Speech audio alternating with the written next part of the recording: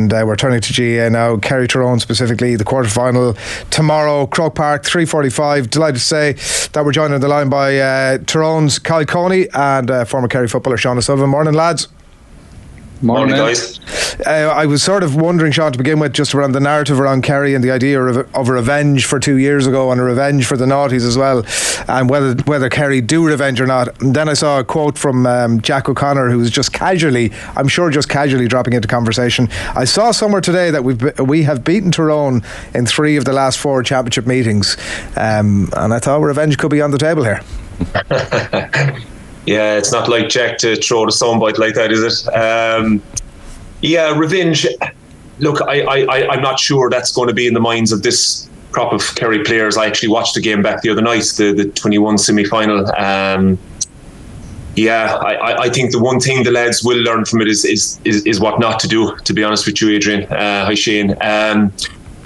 You know, for a long period of that game, and certainly I would say the middle quarter just before half time and after half time, the amount of times that the Kerry players ran into that Tyrone wall and ran into that Tyrone defence, it didn't make for good viewing.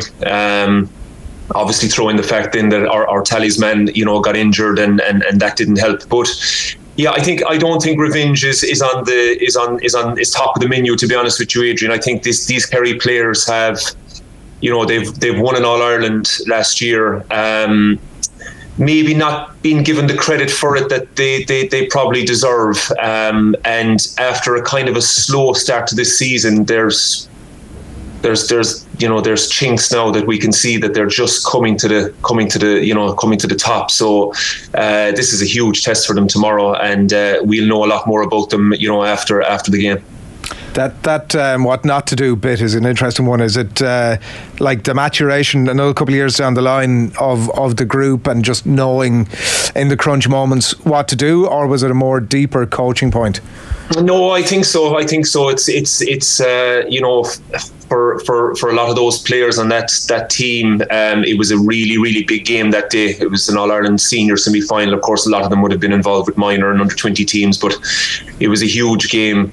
And I think they did things that played right into the hands of Tyrone. All credit to Tyrone. They set up very well on the day. Brian Dooher and Fergal Logan had them well set up and ready for Kerry.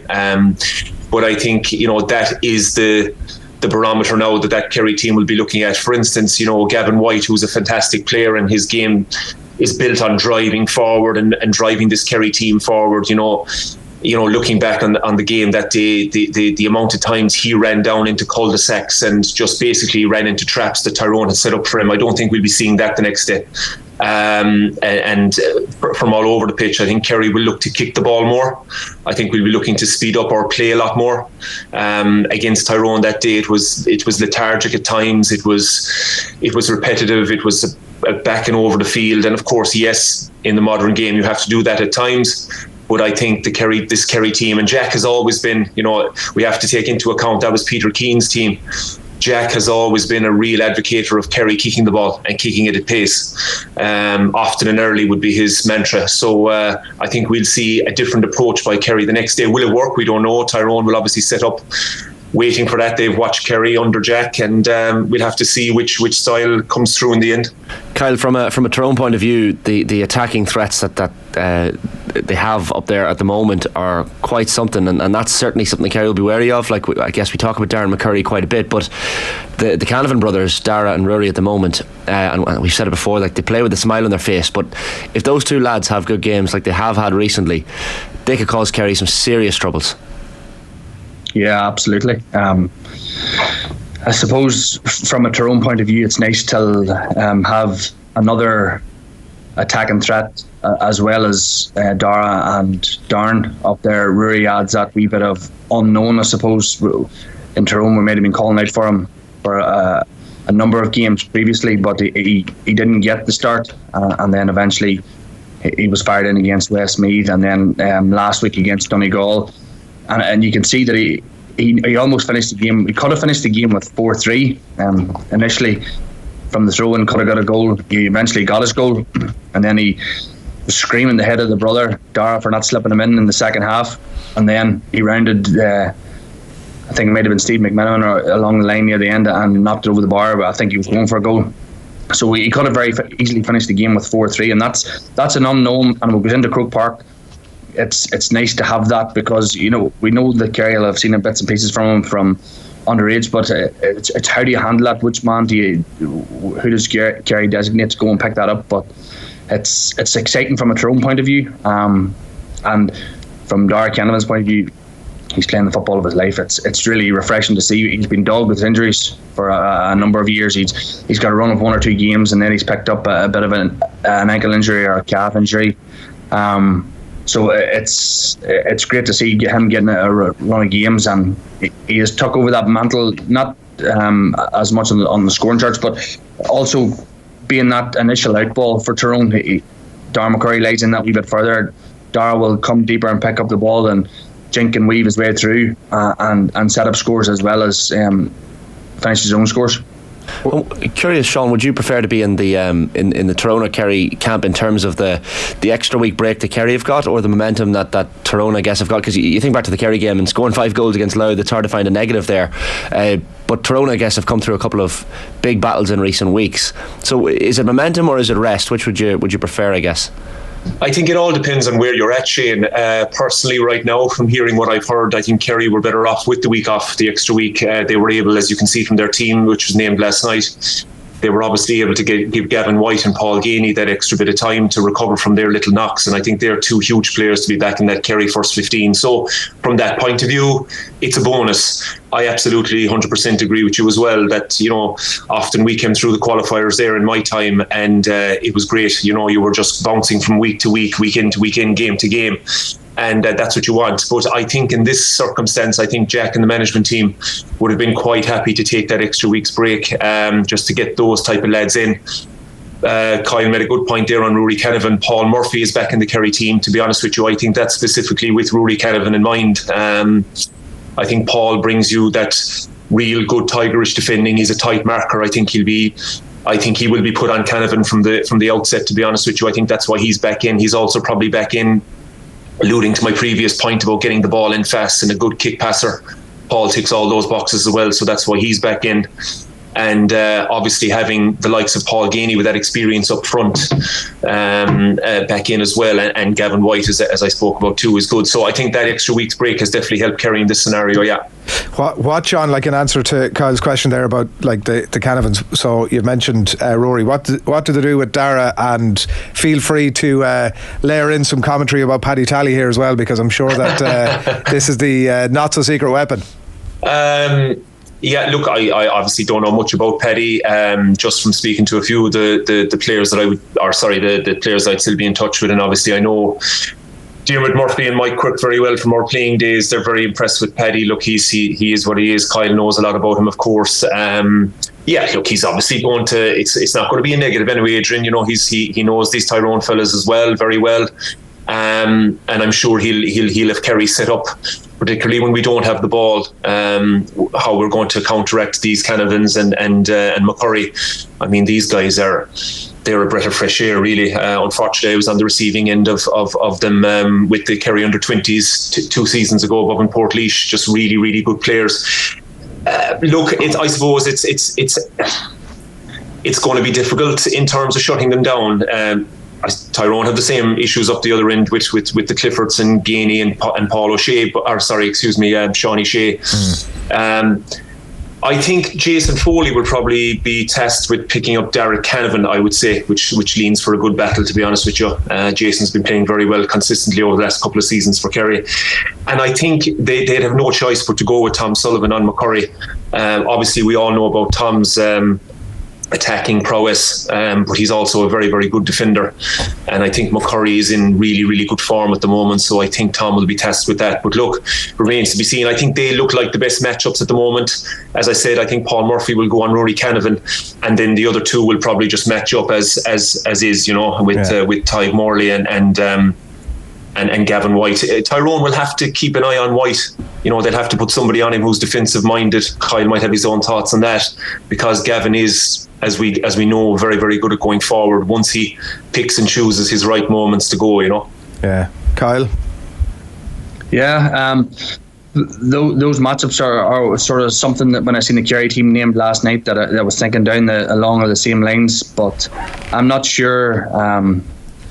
Paul Murphy might be just the right man for Dara or Rory Canavan, because I think that yard of pace might suit Rory. I don't think Paul is an exceptional kick passer and a Tigerish defender, but Croke Park is a daunting place whenever those spaces open up, and Rory Canavan is freakishly quick over the ground. Doesn't look like it, but he can run, and I just don't think it will suit Paul Murphy in that regard, because I think that might be an area where Tyrone might exploit it across the half forward line.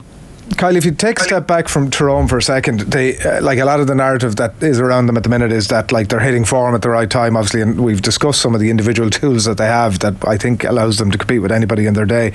But that notwithstanding, the form is based off a win over a bad Donegal team, I think we can accept, and 2 inches after that John Heslin free from being bounced out at the championship. There's a little bit of it feels to me like a bed of sand. We'll find out a lot more obviously tomorrow, but the form lines, I'm not sure that I fully buy the Tyrone are hitting form at the right time thing, or that we've seen enough evidence of that just yet. I would agree with everything you're saying. John Heslin free kick, that could have been an end to Tyrone's season very, very easily. As I say, Donegal, there was a bit of talk about Donegal hitting a wee bit of form, but you would have fancied Tyrone going into that just with where both teams were at. But I don't, from a Tyrone point of view, I don't think we give Westmeath enough respect. I think that we went very much man on man, and we'll take them on. No, we did. They have some exceptional players, John Heslin, Ronan O'Toole. They caused Tyrone a lot of problems, and that's not how Tyrone played against Donegal. They set up that wee bit more defensive with the 2 wing backs dropping a wee bit deeper and hitting on the counter attack, trying to keep a couple of bodies up the pitch where they could release the kick pass. And the 2 of them against Donegal left those open spaces. So I would agree with you there that we have seen a very little evidence of probably as 18 months, bar a half of 70 minutes against Donegal, that we're back to our best. We'll know a whole lot more come half time tomorrow to see where this Tyrone team's at, but we can only go on the last performance, and that was a positive from a Tyrone point of view. Seeing our attack click again like that, we probably haven't seen it this couple of years. And defensively, I looked at even the likes of Kieran McGarry. I haven't seen that type of performance probably from 2021 season. I actually watched the game back last night, and I think he had 4 turnovers in the second half. Sean referenced Gavin White running down cul-de-sacs. I think Kieran McGarry was the cause of 3 of those, and that's why he picked up Player of the Year in 2021. So Tyrone will be looking to get their energy from turnovers and hit Kerry as much as they can on the counter attack, because as Sean rightly referenced, last time I was talking to Gavin Devlin, the Louth manager, who's our club manager, and he was saying that he could not get over the quality of the Kerry kick passing. They had game plan set up to try and nullify that, but they could not get here. Every single pass was to the forward side. There was never a chance of a defender getting the hand in, and that's where ultimately undone them for 5 goals. Are either of you, as we wrap, willing to predict against your county? Not down here anyway.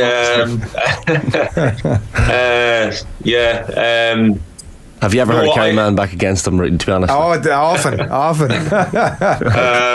Look, I think Kerry, obviously, we saw our group and had a very bad day out against Mayo. Played a little bit better against, now that we see is a very good Cork team all of a sudden, and yes, as Kyle said, we put in a very good performance against Louth. So, I mean, when you look at who's left in the championship, 3 of the teams are from Kerry's group, a group that Kerry topped, so it's not all doom and gloom down here. I think that the group actually ended up being very, very good for Kerry, because it gave them it opened their eyes a little bit and also gave them a good test, bar the Louth game, obviously. So I think we're in a good place going in. I think we're going to need a massive performance to beat Tyrone. Yes, I get your thinking, Adrian, that their form hasn't been fantastic, but as Kyle said, they're going off their last performance. They'll come in upbeat into Croke Park, where when they see a green and gold jersey, they always seem to flick a switch. Whatever's in them up there, I don't know, but they seem to flick this switch and just turn in a performance. But Kerry just need to be ready, and certainly I think it comes down to, as always, who has their hands on the ball the most, because we both have very, very good sets of forwards, and if we can supply them with the ammunition, as I said, early and often, both sets of defenders could be in for a long day. I'm hoping it's going to be a good game, but I would plump for Kerry by maybe 2 or 3 points. Yeah. Last word to you, Kyle. I suppose I'm optimistic just on regard till that Tyrone, as Sean says, flicks that switch. I think it nearly comes from a bit of a siege mentality. Siege mentality that we're always wrote off in the media. That's whenever Tyrone play their best football. So when you go in against Kerry 9 times out of 10, you're the underdog, and that's where Tyrone thrive. So I'm thinking from a midfield point of view, we might have the upper hand there. I think we have the best midfield partnership in the country at the moment. So that might give us a good front handle on the game, and if we can win that area and supply our forwards, I think we're in with a shout. So I'm not ruling out extra time again, but I'm quietly confident maybe a Tyrone victory by 1 or 2. Yeah, so Oisin McConville saying penalties, we'd take that as a neutral, we'd settle for. Thanks a million, lads. Enjoy the game. Thanks, lads. Cheers, man.